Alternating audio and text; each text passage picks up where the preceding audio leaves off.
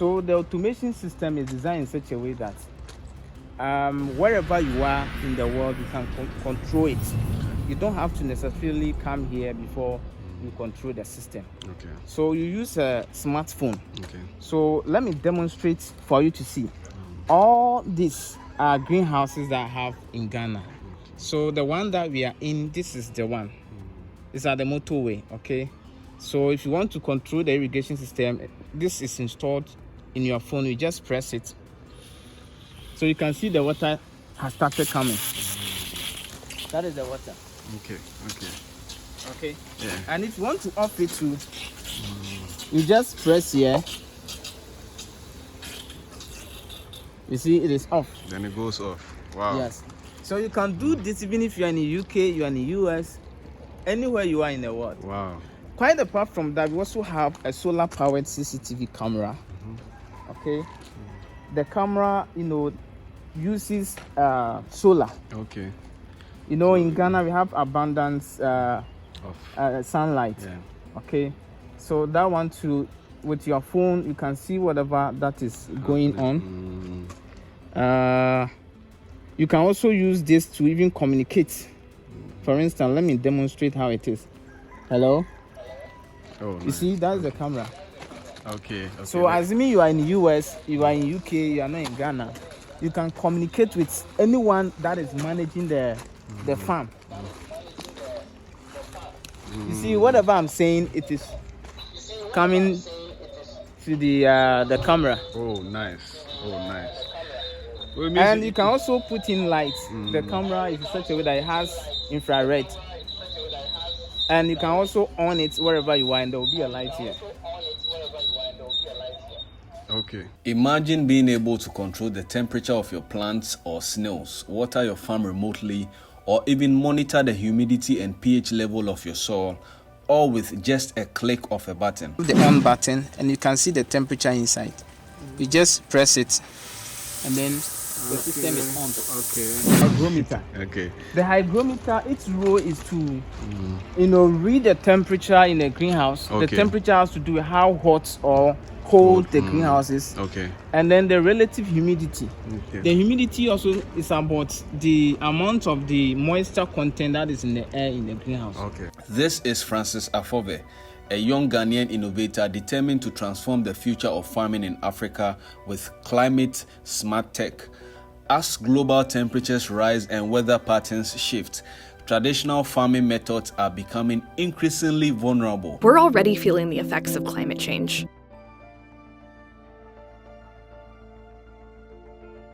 However, the peace of mind and security that these innovations bring to farmers and investors are undeniable. You see it in the morning. Okay. You are happy. At least it has benefits for your health. Yeah. Okay. You see it and the things growing like that is good for you. You walk in it, you are happy. Not only that, but his passion for the environment and attention to detail are truly remarkable. As we speak now, we are an era called Anthropocene era. Wow. And most of the scientists can bear with me. It's a geological epoch, an era in which the human activities, the way of life we live, our consumption patterns, is causing tremendous harm to the earth and that of the climate system. And because of that, it is triggering what is called climate change.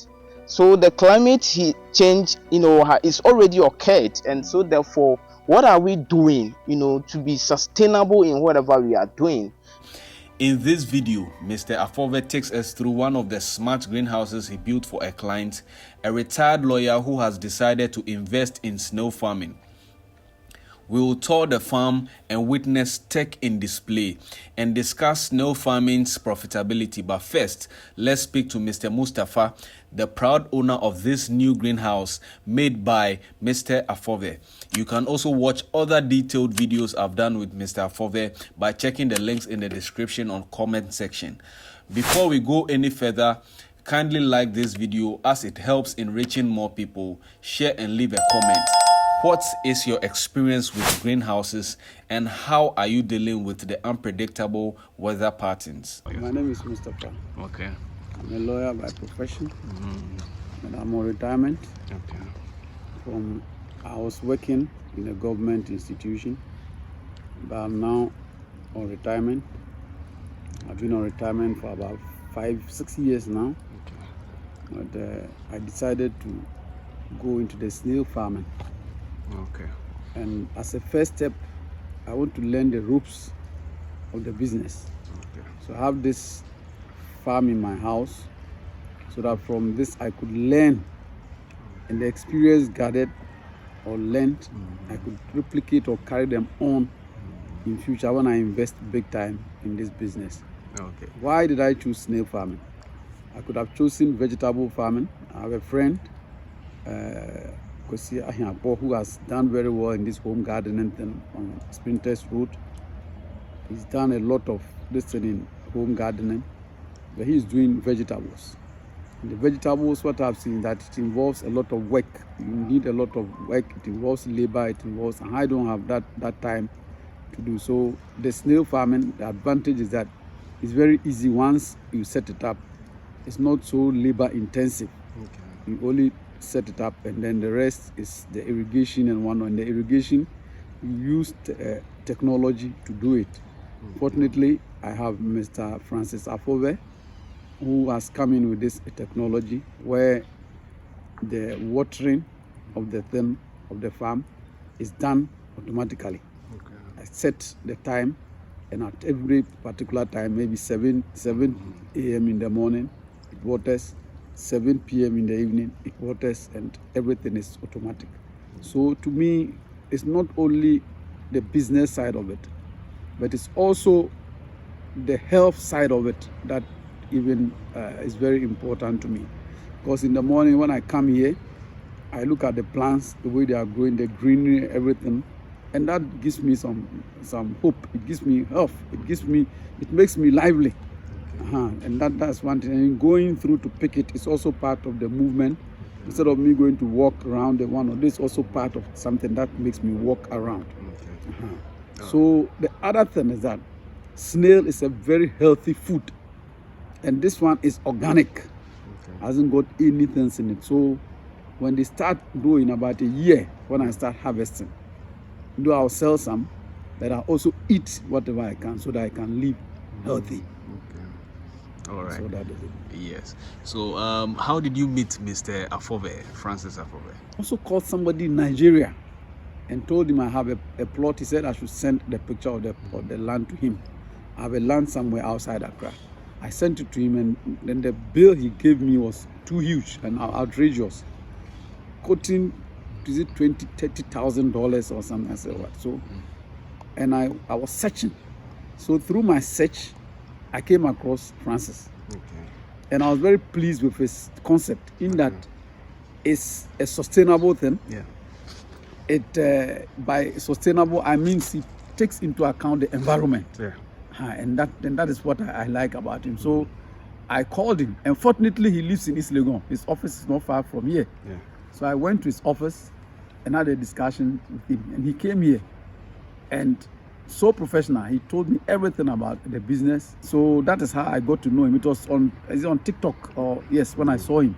So when I saw it, and I saw the job he has done for many people. You can even on my phone, even if I'm somewhere, I can see the farm, what is going on in the farm on my phone. Yeah. I can irrigate the farm from a distance, just to set up a command, and the whole thing starts irrigate. So anything going around here, no matter where I am in any part of the world, I can see the person. So first, it is very, very environmentally friendly. Yeah. Number two, it's also tech driven.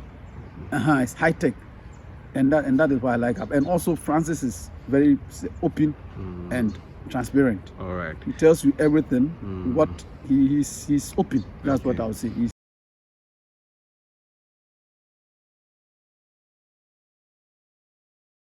My name is Francis Aforve. I'm an environmental scientist and climate scientist as well. I'm the co-founder of Climate Smart Solutions and executive director for African Foundation for Climate Change and Sustainable Development. AFCCSD, creating positive impact in Africa. AFCCSD, creating positive impact in Africa. So there are two different organizations. Climate Change and Sustainable Development, and then Climate Smart Solutions Limited. So these are the two organizations that are spearheading, climate smarts and then climate change projects in Ghana. All right. So you are one of the young people promoting or making popular the smart greenhouse. So far in Ghana, you are one of the people that I've seen doing that. Yes. What inspired that? How did all that start for you?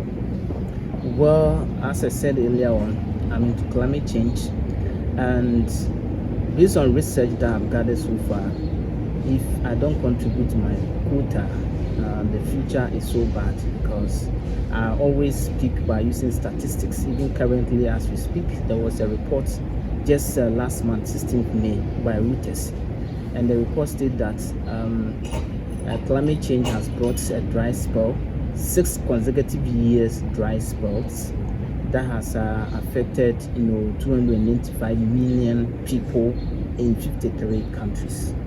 You can imagine. But what motivated me to go into climate smart agriculture was the fact that upon coming up, learning from my father, I realized that things has changed and I need to do something. The reason why I'm saying things has changed is because there was a time when farmers can get up in the morning, look into the sky, and see exactly how the weather will be even within the whole week or the month. And exactly so it happens. By that time, availability of arable land and then a viable seed was a sure guarantee for a bumper harvest. There was no need to treat the soil, apply chemical fertilizers, and so on and so forth. But as we speak now, it's not like that.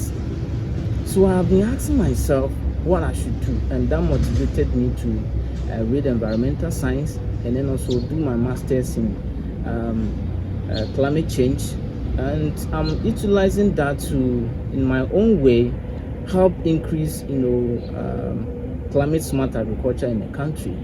If you say climate smart agriculture, we are talking about the agricultural practices that is leveraging on 3 pillars. And the first pillar has to do with increasing productivity. The second one, promoting climate change adaptation. And then the third one, promoting climate change mitigation. Okay.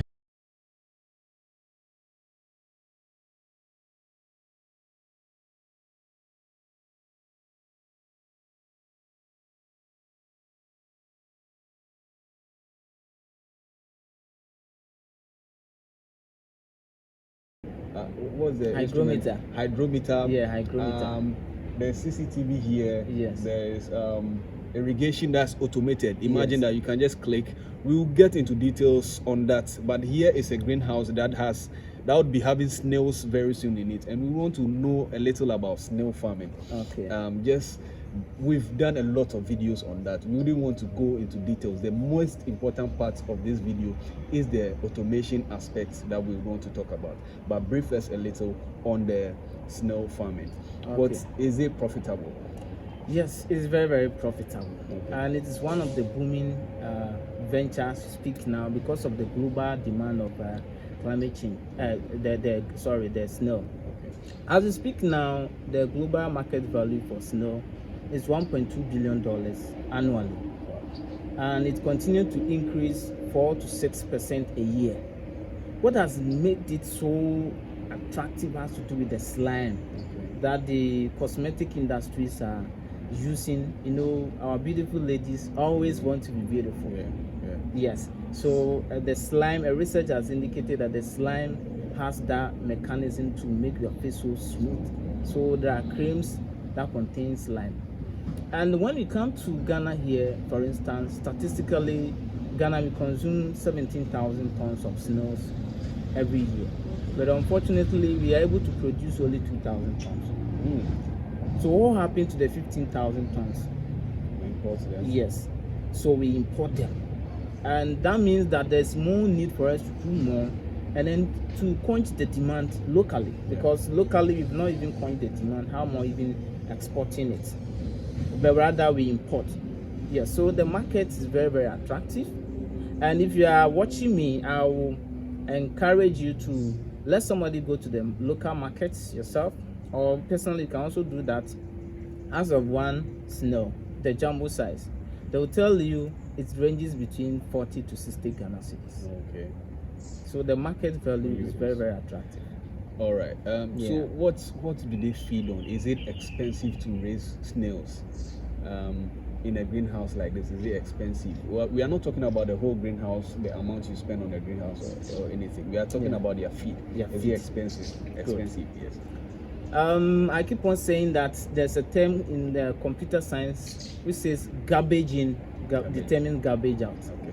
But the advantage in snail farming is that with insignificant garbage in, you get a significant garbage out. Okay. This is because the amount of money you spend feeding the snails are very, very small. Okay. That is why we plant certain crops that the snails themselves they will feed on, and this will help minimize cost.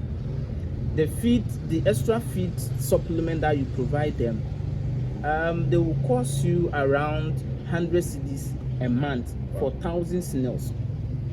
Yes, there are things that you just go to the market and buy, and it doesn't cost. Soya beans, moringa leaves, and that of the maize feeds, and then other ones which I can't add because it's my trade secret. Okay. So in terms of feeding them, it is something that it is easier because the system is built in such a way that the snail themselves, they will feel at home. They will think that they are in their wild, and so therefore they do things themselves. They feed themselves, and they don't wait for you, the one taking care of them. They don't even know that there's somebody who is taking care of them. That is in the first place. Okay.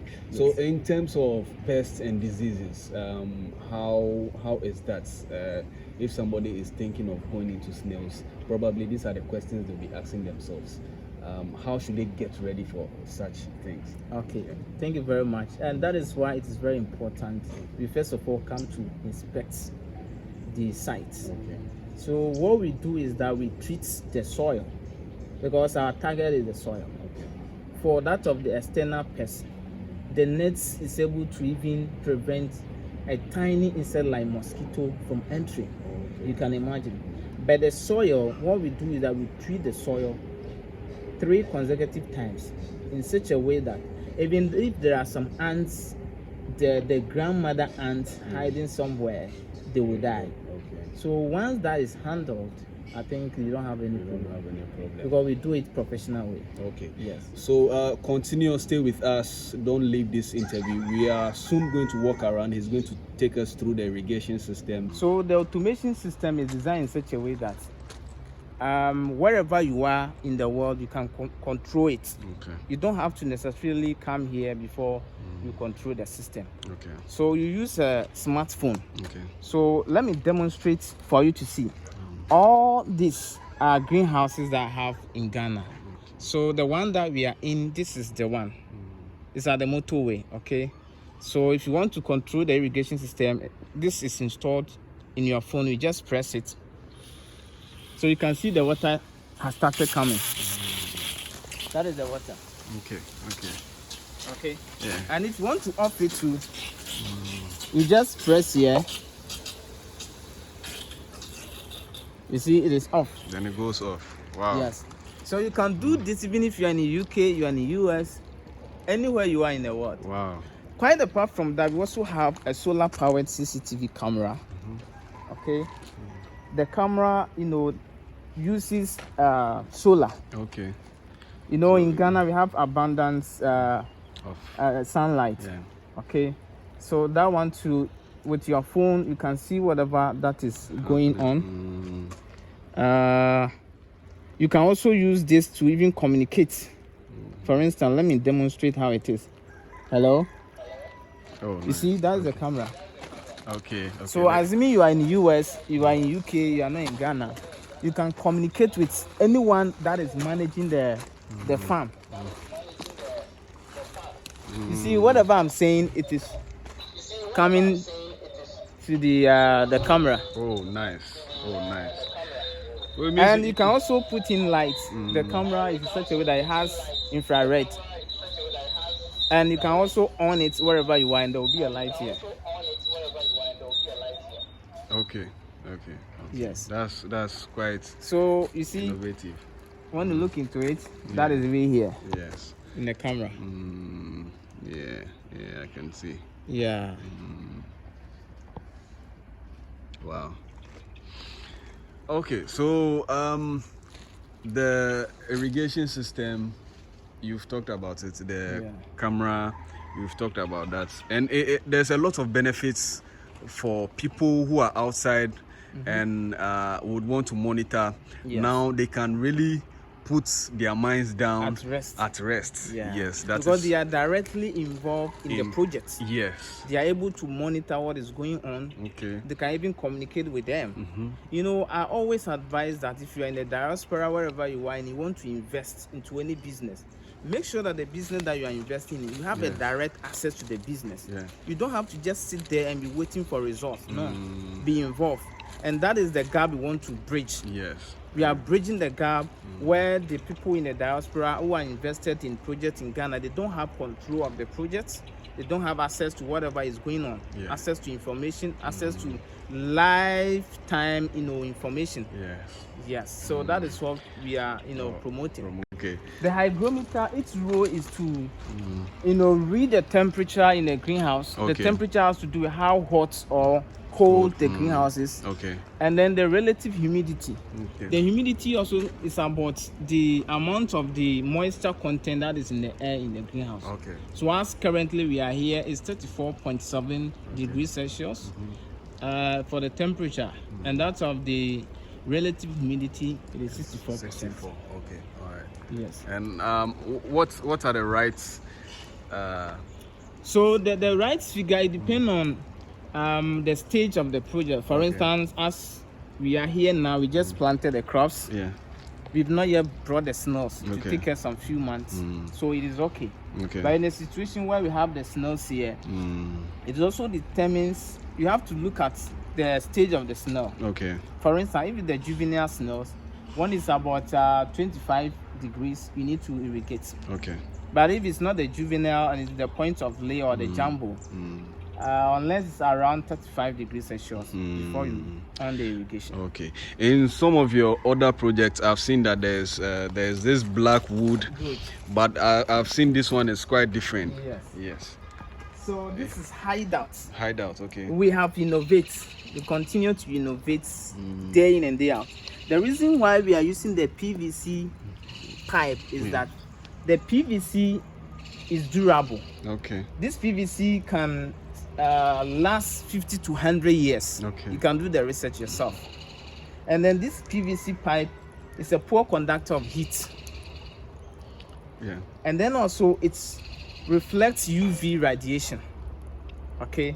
So as sustainability is our hallmark, we continue to bring sustainability aspects of the project, more visible. Yeah. So when the sweet potato grows, it will cover this hideout. Okay. And it will form something like a canopy where they can go and hide and then, okay. That is why we brought it at the earlier stage, so that the things will grow and cover it. Okay. Yes. All right. So since you mentioned sweet potato, can we talk about some of the crops that you've planted around for there? Okay. So sweet potato is one of our primary crops that we plant. The reason being that they are cover crops. Okay. And it's good for the snails because they can go and hide under it. We also plant plantain. Okay. The plantain is also good because they are able to, contain more water, and therefore they regulate the temperature in the greenhouse. Okay. And as well as also providing shade for the snails. And then we also plant cocoyam. Cocoyam. The cocoyam also serves at that same purpose. Okay. But quite apart from serving at that same purpose, the leaves are also very, very nutritious for the snails. Okay. Yes, it boosts their immune system, and then it also gives them more energy. Okay. Yes. Wow. With all this knowledge, I want to ask one question. How long have you been in this business? Well, I've been in this business for about a decade. Oh, okay. Yes, about a decade. And I've worked with so many organizations. Okay. I've worked with Ministry of Food and Agriculture. I've worked with EPA, Forestry Commission. So you know where collectively I've gathered more information before forming my own company. Yes. So off your mind, can you tell us how many greenhouses you've built for people in Ghana so far? This is going to be difficult for me to count. They are uncountable. Okay. They are uncountable. Okay. I have projects all over, with the exception of the northern part of the country where I don't have a project there. Okay. Yes. And then before we forget, talking about the things that we are planting, we also have moringa. Okay. Yes. The moringa is very, very important for the snails. Okay. Because it has about 25% of protein which the snails need. Quite apart from that, it has so many nutrients that are very good for their shells, their immune system boosting, and so on and so forth. And then I also spoke about climate change mitigation and adaptation. We call something carbon sequestration. I think almost for my video I do mention this. The carbon sequestration has to do with the fact that these greenhouses are able to sequester about 10 to 20 kg of carbon dioxide from the atmosphere every year. But it's also depend on their size. And we also plant pawpaw. The pawpaw also serve the same purpose. Quite apart from the adaptation aspect. Adaptation and mitigation aspects. The pawpaw or the trees has both mitigation and adaptation synergies. Quite apart from that, they are also good for conserving the soil and regulating the temperature around the greenhouse. Okay, all right. But our main goal is to promote Sustainable Development Goal 1, Sustainable Development Goal 2, Goal 3, and Goal 13, which has to do with the one, no poverty. We are promoting an aspect whereby there will not be more poverty, as stated by the SDG Goal 1, and then Goal 2, zero hunger. You know, we are ensuring food security in the country. And 3, good health and well-being. You all know what snails have. The nutrient level is very high, low cholesterol, and the rest. And then 13 is climate action. All what we are doing is to promote climate action. Yes. So somebody will want to ask, what are your packages? If I'm coming, what am I getting from you? Yes. So we have a lot of packages. As the saying goes, these 5 fingers are not equal. Okay. Our first thing is we provide trainings. If you are a church, you can come there and provide a training for you as a church, organizations. And quite apart from that, the greenhouse, we also have a package that is climate smart. Solely climate smart, they're fully automated. And then we also have semi-automation. The prices are different. The fully automation comes with a complete setup like this one. We will do the planting inside for you. We will give you training. We will give you the irrigation system. We will give you an IoT device that will enable you to control the greenhouse with your phone anywhere you are in the world. The IoT device has to do with Internet of Things. We will give you a router that will provide an internet for you. We will give you water pumping machine, pump the water so that the power can be more. We will also give you a water filter to filter the water. Quite apart from that, we also give you 1,000 snails, foundational snails, which are point of lay snails. But the rest, you buy it in addition. You bring it and you buy it. All right. So when we want to get in touch with you, do you have an office we can come? And if you have numbers or social media that we can reach you on? Yes. So my number is 0241 30 44 60. But if you're not in Ghana, you need to add +233 to 8. So +233 0241 30 44 60. If you want to reach out to us via email, info@afccsd.org. If you want to come and visit our office at East Legon, near Kote Bali Avenue, East Legon. Yes. And then your website? Our website is www.afccsd.org. Okay. But we've also registered another company called Climate Smart Solution, Okay. which will soon take over all the greenhouse aspects of our activities. Okay. And then the African Foundation for Climate Change and Sustainable Development will take the climate change aspect, which has to do with the training, the advocacy, the mitigation and adaptation component of it. Okay. So your last words, if you have any advice for young Ghanaians, old Ghanaians, anyone who would want to consider greenhouse snail farming, what would you want to tell them? My advice is that start small and grow bigger. And then don't let anything deter you, because we are not in the normal times. One, the global population continues to increase. Two, the way we do things has moved from normal to digital. Everything is now digital. Yeah.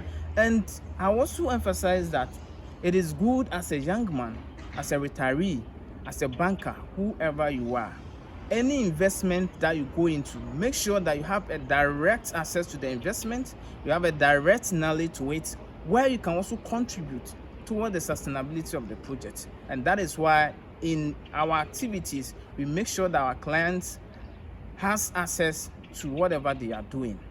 And hey, I want to let you know that the snail business is very, very profitable. If you doubt, go to the market yourself. Ask for one snail. And if you've not also heard of the slime is also multi-million-dollar, aspect of the snail. There are a lot of money there. So we are ready to help you build an incredible, either semi-automated or fully automated greenhouse at your yard, your site, your farm, anywhere you want us to do it. We just do it to suit your taste.